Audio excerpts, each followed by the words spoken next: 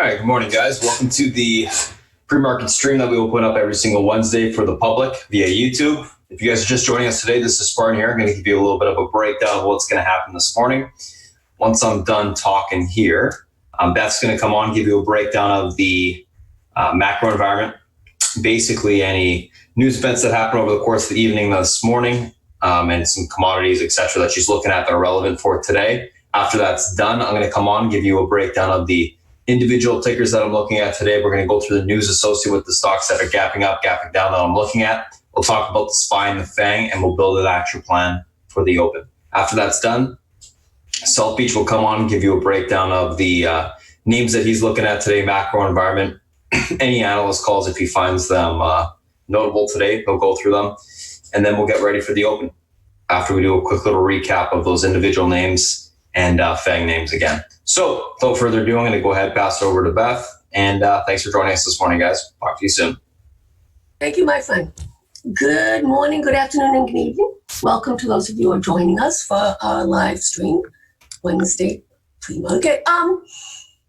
Lots to talk about in the sense of bigger picture ideas. But for now, let's look what happened over the evening. Japan had their Tenkan, that's basically like a beige book sort of thing coming out. A little bit better here, a little bit worse there. We have to keep an eye on South Korea. We have to keep an eye on Japan, Australia, New Zealand. These are basically trading partners with China, and the impact, we'll get a better sense of what's actually going on. I don't trust the Chinese numbers mainly because there's no verification, right? The system that they use, it's, they tell you what it is, good or bad, but it is notable when they report less than expected, okay, and obviously higher than expected. Okay, they kind of tilt the scale back and forth. But let's take a peek here. We did actually this is what I want to look at, this South Korea exports, imports, notably red. Okay, so that's a big deal. Right? So that tells me that their system's still shut. Right? Manufacturing PMI, the same, but sadly Japan's been in a down spiral for decades now, so it's really sad. Singapore, and then here's China. This PMI above 50-ish. What I'm saying is I don't quite trust this number, and we'll have verification from in terms of the Pacific Rim, what's really going on. Also, be aware that the administration did suspend more tariffs. They have to do this because supply flows. Okay, so in January, we talked about the supply chain being broken, right? Now we're talking about the cost of goods because the supply chain was broken in terms of price gouging and everything like that. So the administration is trying mightily to allow things to come in, import things with less tariffs, so that the consumer, it's not going to be passed to companies. Don't forget, companies are the ones who pay that tariff. Then the question is, do they pass it on to the consumer? Okay, it's just basic stuff. Right? The Eurozone German retail better than expected. Yeah, wait. I'm just saying, wait. Wait till we see. And a lot of these numbers, guys, you kind of take them with a grain of salt because they really don't matter. The only thing that matters to me right now is basically the ADP non-farm employment number. It's coming out at 8:15. I think this is pretty light. I think it should be a lot larger, but we'll see. And this will also give us an indication of what the NFP non-farm payroll numbers will be tomorrow. Not tomorrow, I'm sorry, on Friday. Look, all these numbers really don't matter. The only thing that matters is a surprise on the upside and actually a surprise on the downside. So the extreme surprises are a little bit important. What's got the market riled, obviously, is the reality. The statistics have been there for weeks. In fact, I posted the link to show what the statistics look like. This is a website that actually the coronavirus task force is looking at as well. It is confirming their in-house statistics in terms of going forward. And we'll go over that in a sec. Okay, like I say, this is the big PMI is okay, but it's all about jobs right now. Okay. Also, if there's any surprises coming through. let's go over just for shits and giggles what's going on here. The build on the API, clearly this is reflective of where we are in terms of the business cycle, in terms of building. That infrastructure bill really has to come out fast, guys. I know that McConnell was poo-pooing, but that infrastructure is really important, okay? There's probably be 2 to 3 more stimulus packages, trillions of dollars. And as the data comes in, Mester was saying yesterday that it'll probably be between 10 and 32, the unemployment number. Good luck with that. All right. What we're seeing also is, and this is going to take a long, long time, because Hong Kong now is having new cases crop up. And China found out that they're importing the virus. So anybody thinks this is going to end anytime soon? I don't think so. All right, so China's banning test kits, radical change in global consumer. And the reality is this probably will be, the shift that has happened will be with us a lot longer, even after we're through with this. And the reason being, guys, we've never seen this. I mean, even if you look at the Great Depression, we've never seen this. This Spanish flu, 1918, 1919, even though the numbers were great, we're talking about global shutdown, manufacturing, consumption, everything. Right. Let's take a peek here at some numbers. Ed Yardini, I've been following him for decades. Really like the guy's work. And the reason why I'm looking at this is because this is based off of the CRB. Right. So it's basically taking the CRB by initial jobless claims. So obviously, and you can see right here, guys, the CRB. We're at, this is really, I can't impress upon you enough how important this support is. Because if it does not hold, then the narrative probably is goes down to this downtrend line, this channel, and that means that the market more than likely will take out last month's lows. It's that important. Okay? So this is what it's saying as well. As you can see here, it's fascinating though, because with the dot-com bubble, we did have it touching the 50, but as you can see, it had a farther to go in terms of the down cycle. Every other time here, it was closer to a low. But even with that, this is 81, and this is as far back as it goes, okay? It was not a low yet. It was a low, and who knows where we're at right now, okay? Stunning, as you can see. Initial jobless claims, this is way above what's going to be. I mean, if New York is posting over 1 million, California's over 1 million, and this was like a couple weeks back. It's going to be a lot bigger. It's going to be huge, bigly, as they say. All right, boom bust. What does it mean? It doesn't give us any setup. So what that tells us is that in 1981, when this happened, okay, when the market had a downturn, okay, you saw that 6 months out, red, right? In terms of 2000, this is the dot-com bubble period, okay, mildly. And then we basically had the yank. And then in the financial crisis of 2008, 2009. The issue that I have with that is that, and like I say, we'll be talking about this a little more detail, is there's nothing to compare this with.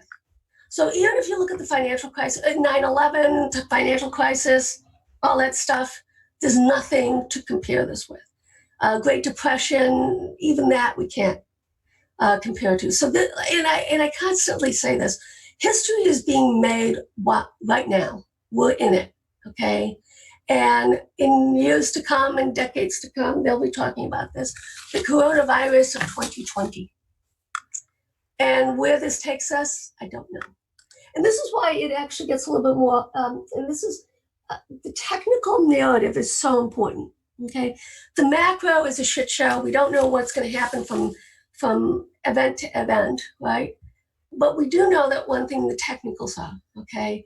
And I think this is why we've been so successful in this market, is because Spartan is probably, I have no shame, he's the brightest technician I've ever met in decades, in my 40 years involved in the market. I know that South Beach thinks the same thing of him. And this is how important technicals can be. You have to know your technical setups, okay, in order to be successful, because I can do the bigger narrative, right? The macro, bigger picture sort of thing. But right now, my head can't wrap around the implications of what's going on. But Spartan basically shows us, okay, he guides the room, and that's so important. All right, where are we? I've been talking about this since January. I know you, when those of you who popped in, I've been saying that this whole map's going to be red, and I believe that to be true. The whole map will be red. Okay, even Russia. Well, maybe not Russia. And don't forget, guys, this is the difference between a controlled state versus a democratic state. Right? China's a controlled state. People are obedient. They listen to what they say. They basically quarantine 54 million. I mean, hard quarantine, like can't get out of your apartment sort of quarantining, right? And that is how they were able to basically get the flat line. Now, as things are going spreading to democratic states, okay, you're seeing this explosion because I still see kids congregating. I mean, close up. This social distancing thing, they're not taking it serious. Austin reported yesterday, right, that a group of kids on spring break, no less, flew back from Cabo, and basically they were all infected. He's like, what the what? All right. So until we have sheltering in place enforced, right now we have social distancing, right? This narrative will continue to spread out. And it should be read by the time we're done. And that probably won't be statistically, we're talking about, June, maybe, if we're lucky. I hate to do this, but it's something we have to look at. The president came out and said, we're starting to enter a couple weeks of really unthinkable stats coming. And that basically comes off of the different narratives. This is the website, one of the projections that the task force is looking at. And I go over this, and you can do it by state if you are so inclined. Okay, well, let's do New York, because that's basically the epicenter right now. Okay? So what is this saying about New York? The goal was to flatten the curve. The reality is probably not going to happen, right? So what does it mean? 75,000 beds needed. They've only got 13,000, guys. And this is why things, the alarm is being sounded, because there's so many, it's stunning the lack of preparedness in terms of supply. And the government is not releasing some of this stuff because they want to keep it for the what ifs. Manufacturing, like Tesla, these guys, they've got to start producing these things, masks, gowns. They showed nurses wearing garbage bags. Come on. All right. Let's take a peek now. All right, I got on my soapbox. I'm done now. Let's move on. All right, why is this so freaking unusual? Guys, I've never seen this. I mean, these spreads, all of these extensions. This is rarefied air we're talking about. If you're looking at the .com bubble in terms of the spread between QQQ and the small caps is getting blistered overnight, okay? This is reminiscent. I don't have the data. That's what I'm really sad about right now. I have to go searching for it, the historical data. But you can see this is the .com bubble before it came in. So the question at hand is, when we do see some sort of turnaround, is it possible that it will be the small caps first? Don't know. I mean, I'm just throwing it out there. Don't know. SPY IWM, once again, this is the .com bubble. So this has a way to go in terms of the SPY outperforming on the downside, not selling off as much as the IWM. And that's what we're seeing, okay? If you look overnight, right, the IWM has been hit the most, right? Down almost 6%, okay?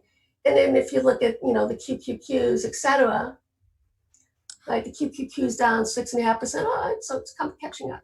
I tweeted yesterday, for those of you who follow me, that I didn't like what I saw, and it wasn't the small caps. I didn't like what I saw. So how I like to play it is different than most. I like to go with leveraged ETFs on the downside, and I get really good bang for my buck. So it was alphabet soup. I did the FAS, TCA, SOX, SQQQ, SVX. Well, anyways, it's an alphabet soup. So right now I'm net flat to short. Right. Here's the Dow transports. What do we got? Monthly. Bounced off the 61.8% fib, bounced off this. If we are heading lower, guys, then we'll take this out and have an extension to the 78.6. And that's the narrative right now. That's the problem I have. Okay, because this monthly bar from last month is so robust. It's up to Spartan to dictate whether we, in fact, can take out this low. Okay, and then basically extend to the 78.6 and then start to rally. I do not know.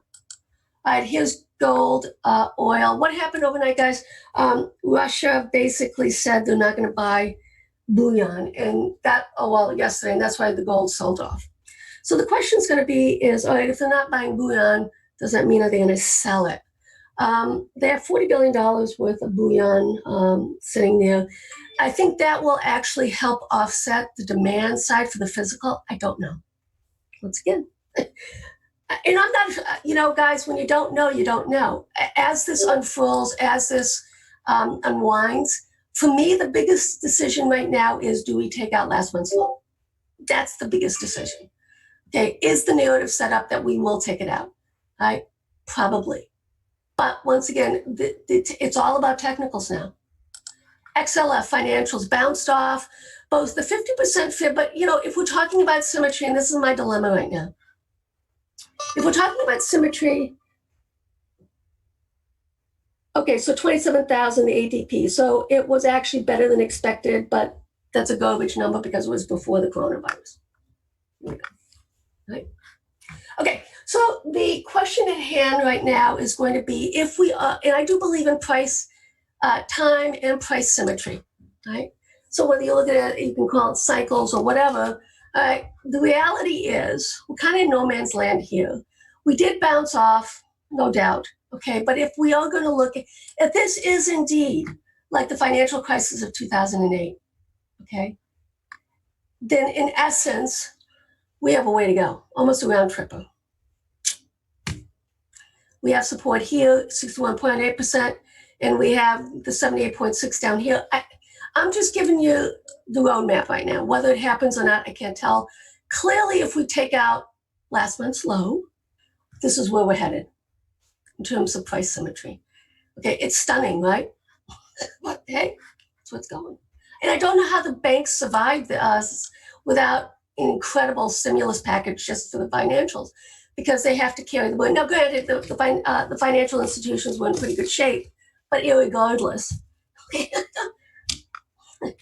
All right, so gloom and doom here.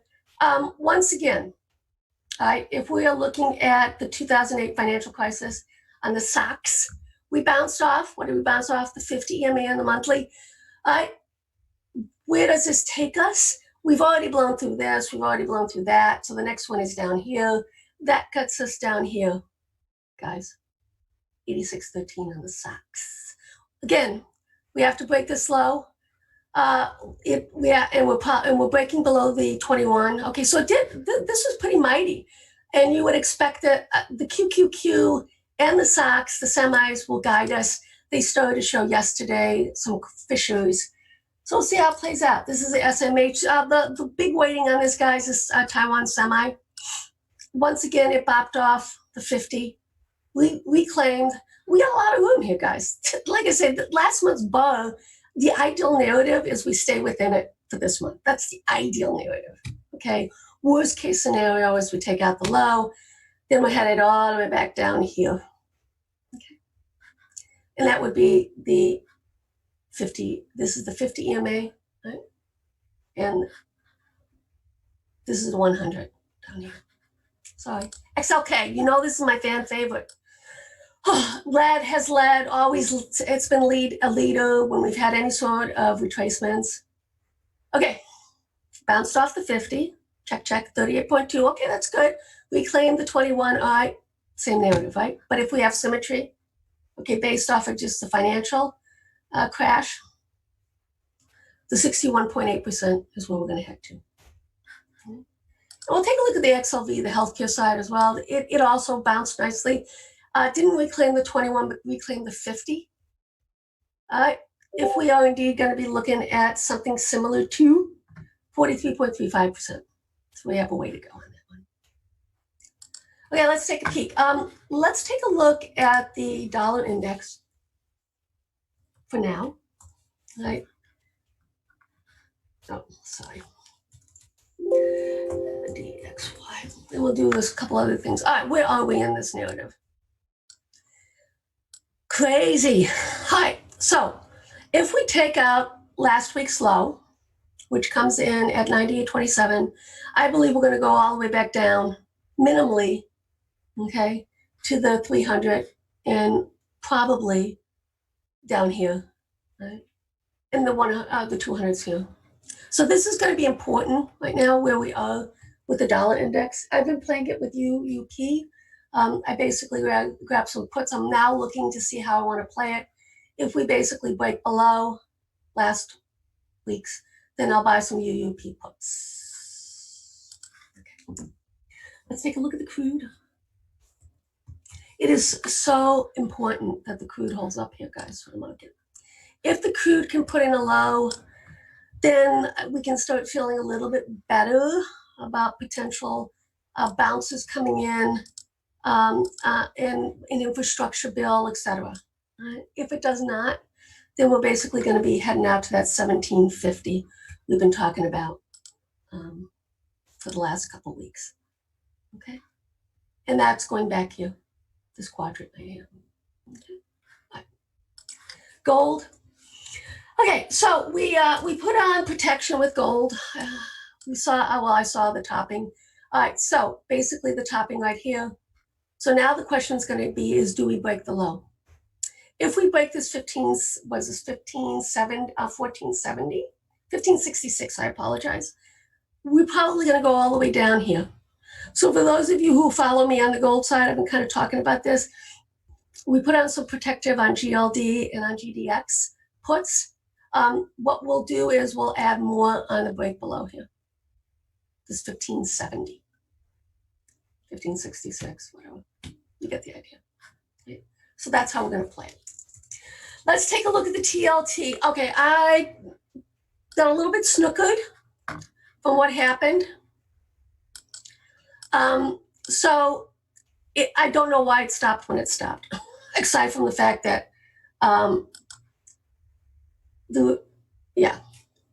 it's like, hello? It's crazy ass range. We're kind of in no man's land right now. We're at 168, so basically here, 166.15, we claimed that.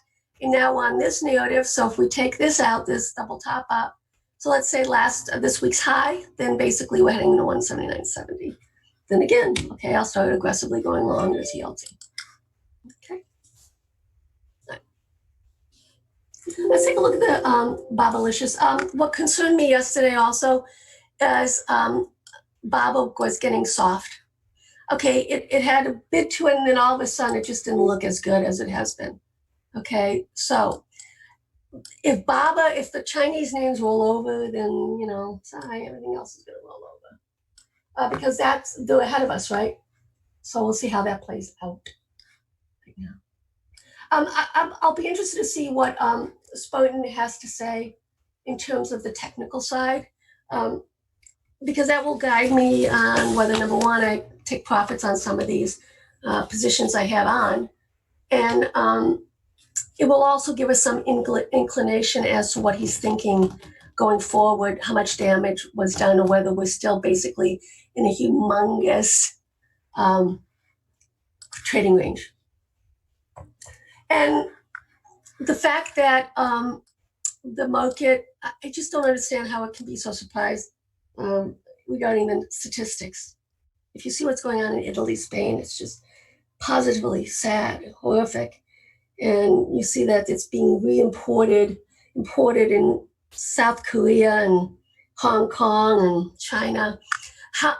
It's going to take a vaccine, but it's going to take, what is that going to be, 12 months, 16 months until there's some sort of quality. And this is why it's important that we basically have a lot of these manufacturing companies getting off their butt and starting to manufacture things to help us up. Why, toilet paper, simple things, toilet paper, Lysol. Come on, guys.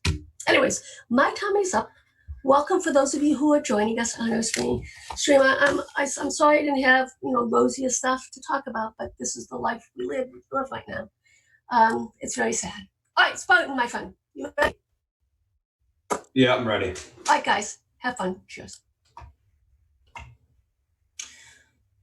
All right, guys, morning again. Let's take a look at what we got going on this morning.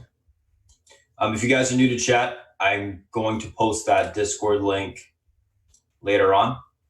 So for the guys that are just coming in today, the Discord link will be posted a little bit later after I've closed down the Zoom stream. So just wait for that. Let's take a look at what we got going on this morning. So let's just quickly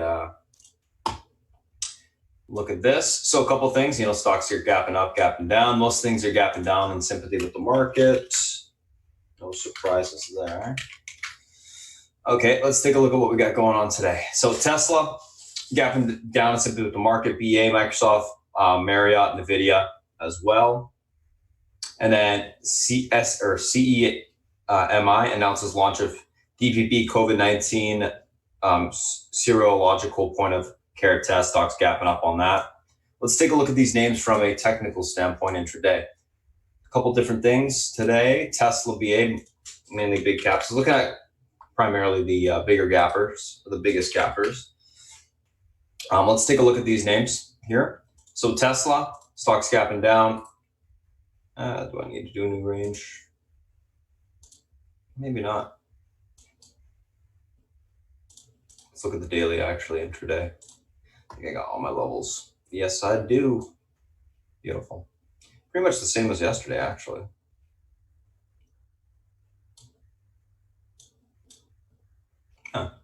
All right, so 507.51 pivot point to the downside today on Tesla. This level breaks, we're going to see 492.12. That level breaks, 474.15 will be tested. Unable to hold, or if we are able to reclaim 507.51. This morning, we look for a bounce back towards 517.77 to 525.90 on the upside. We can break through that spot, we can get back towards that 543 that we tested yesterday. Overall on Tesla, it is still stuck in a range. Get rid of the subtrend, that does not matter anymore. Still stuck in a range. Obviously, short-term EMAs have been broken to the downside, but overall, it's still within this range. So basically, if it holds that 492 spot, I won't be expecting too crazy of a move to the downside. It probably will just stay range bound. Overall, going to be leaning more on the bullish side this morning. So looking for a pull into support, basing at that range, and then we get a little bit of a bounce. If we break the range, obviously I flip my bias to bearish, but that's what I'm thinking right now. So that's Tesla. Let's take a look at BA. So BA on the daily chart, let's take a look at this.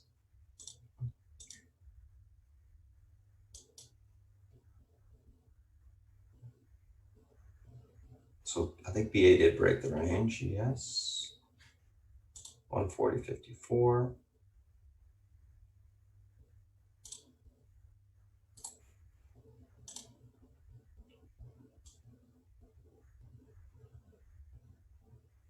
Yeah.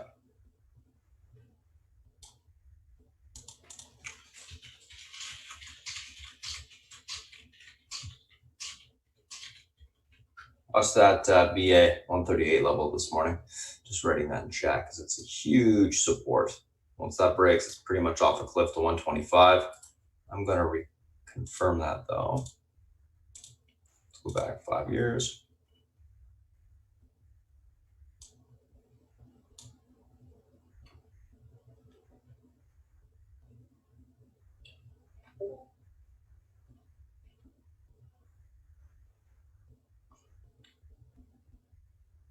$131.28.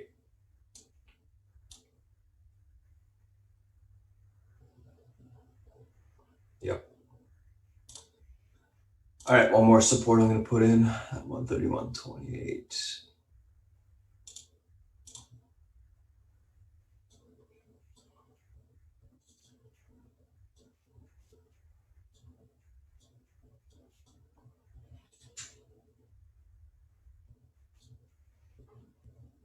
Okay.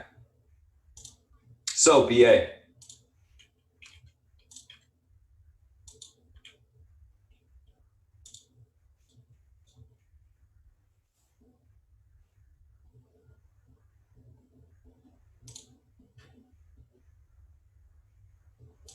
Okay. So BA pivot point to the downside today will be that 137.88 spot. That level is able to be reclaimed or held this morning. Look for a push back towards 144.59 to 153.76.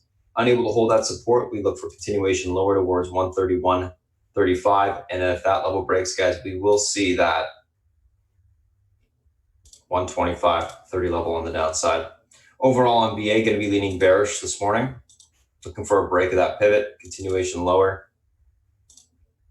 And then I think once you get a break of that pivot, continuation lower, it's going to be a quick little pull down. And I think you'll see some basing occur there. We can look for a bounce. Why? Because it's going to be extended to the downside after this move. So typically the extensions do like to fill. That's Tesla, that's BA. One thing to watch on Tesla though, guys, is if we close under that 138 level today, you will see continuation to the downside on this name the next few days. Tesla, BA. Let's take a look at Microsoft and Marriott.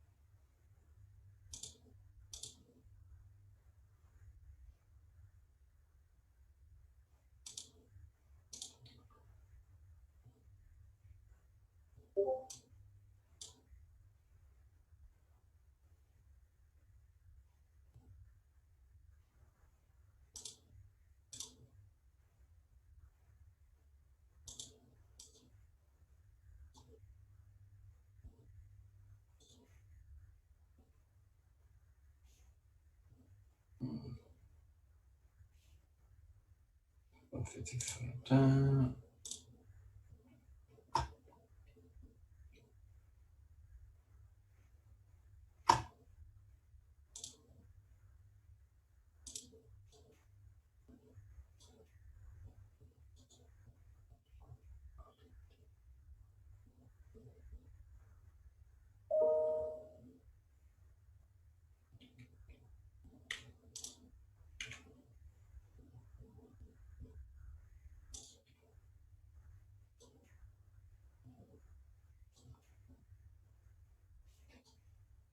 All right.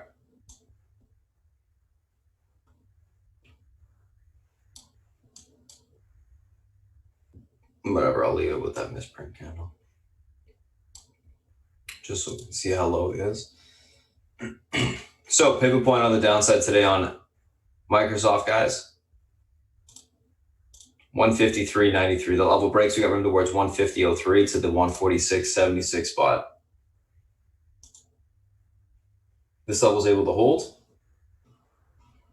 153.93, look for a continuation higher towards the 156.66 to the 160 level on the upside.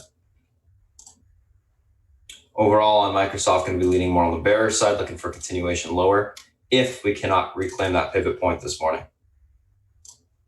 So this should be good for our puts, guys. We'll see how well they open up. We'll probably be taking off 1/2 on the open, and then we'll see what happens on the rest of that swing. Or that overnight, I should say. Let's take a look at Marriott.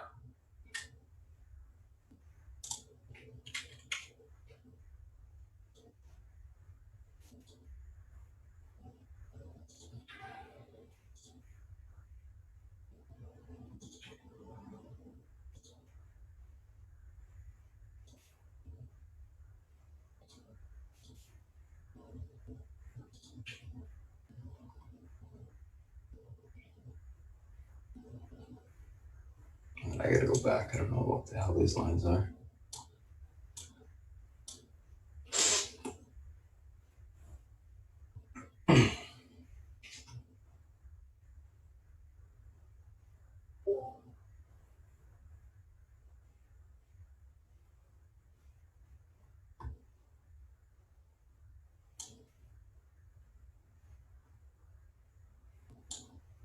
Okay.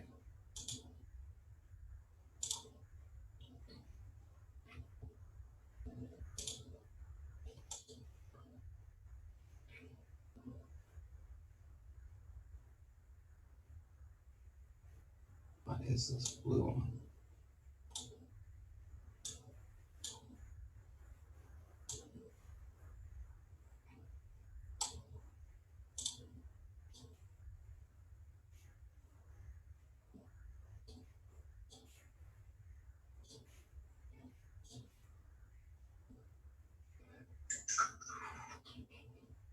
Yep.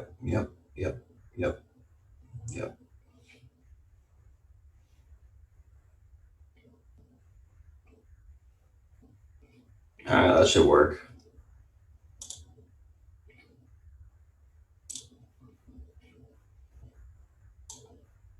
Huh.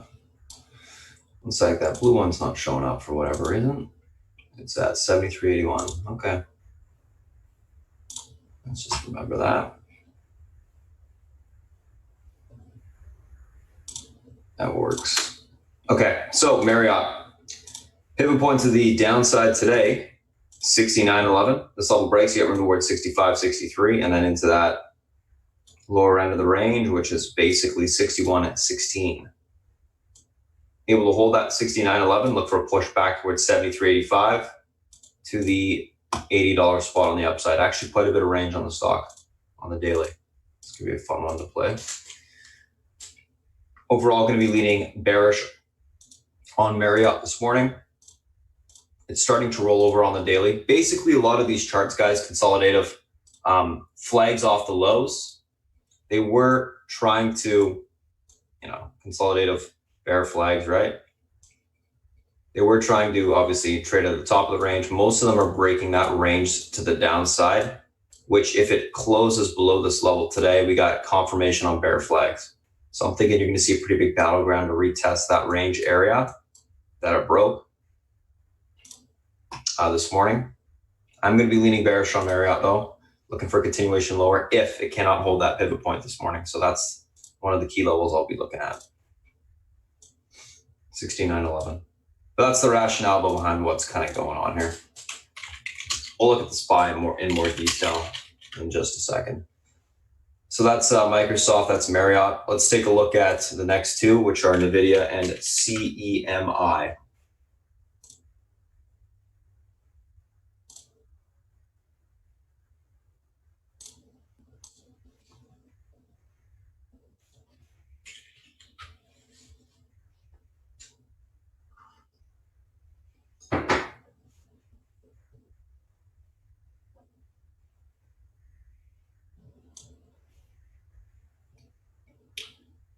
All right, NVIDIA.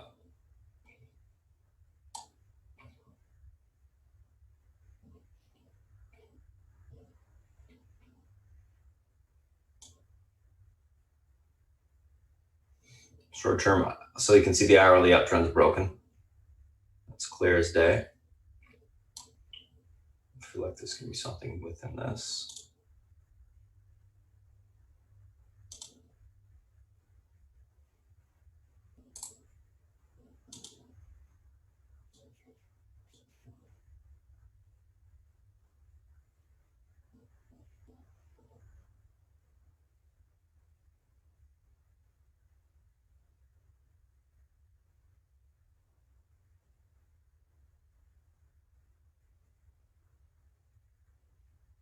$249.91.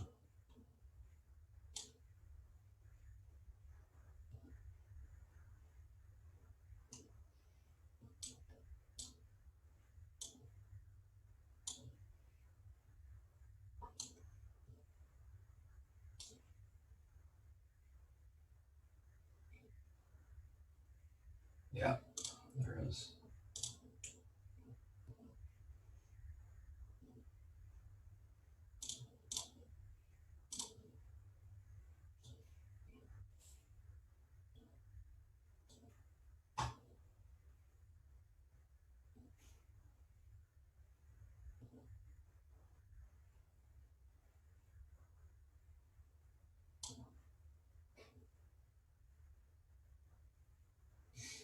All right, let's take a look at what we got going on this morning. So 256.89 pivot point to the downside today, guys. If this level breaks, we're pretty much gonna have room towards that 250 spot.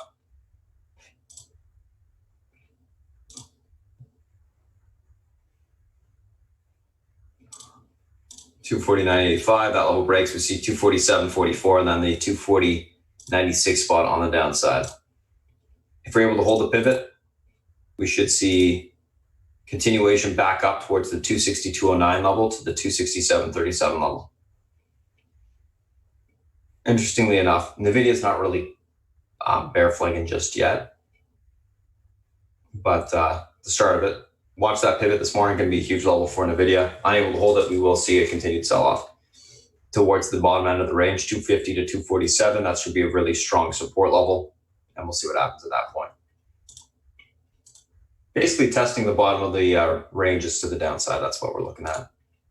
And then this CEMI, small one that pushed up today. Let's take a look at where we got room to. And what the heck's going on here.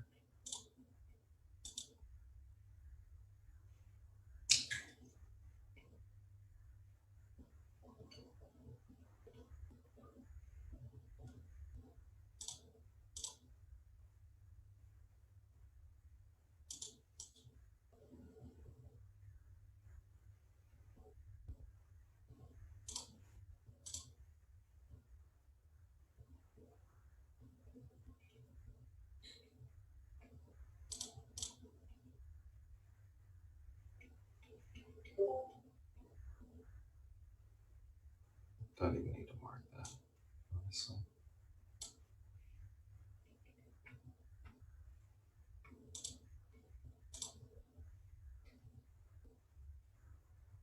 Man, I guess I could.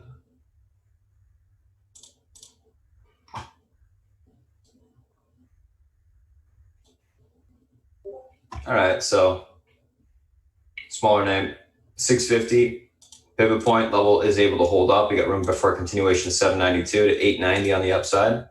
Unable to hold, look for pullback towards the 582 level. If that level breaks, we should see continuation lower to 503. Though you get down to 390s, but if that level breaks, then obviously it's got a little bit more room to pull. 650 pivot, unable to hold, look for continuation lower. Overall, going to be leaning bullish on this one this morning, looking for a push off the pivot, and then I think you'll see topping and then a sell-off. The more, COVID-19 PRs on these smaller stocks, guys, the more tired the story gets, the less follow through they're going to have. Of course, you get things like SGBX yesterday that can get a lot of follow through, but that's because the float was so small on the stock. And you can see what happens once the momentum dies down on a low float stock like that. High flyer completely gets smashed. So keep that in mind. NVIDIA CEMI. Let's take a look at the SPY and the FANG.